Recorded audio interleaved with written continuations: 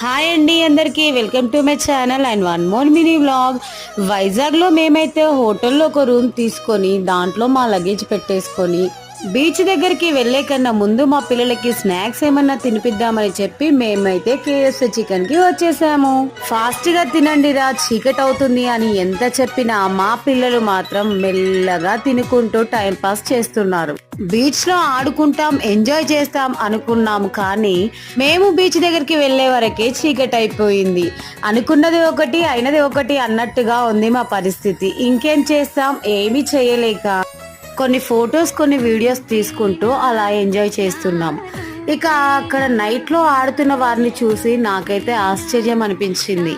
Night time పిల్లల్ని తీసుకొని బీచ్లోకి వెళ్ళలేము కాబట్టి మేమైతే ఒడ్డుకే ఉండి అక్కడ కొన్ని ఫొటోస్ కొన్ని వీడియోస్ తీసుకొని రూమ్కి అయితే వెళ్ళిపోయాం. నెక్స్ట్ వీడియోలో మళ్ళీ కలుద్దాం. ఓకేనా, బాయ్ బాయ్.